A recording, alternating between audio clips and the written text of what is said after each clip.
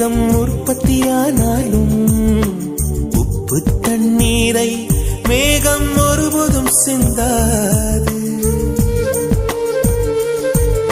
மலையில் விழுந்தாலும் சூரியன் மரித்து போவதில்லை.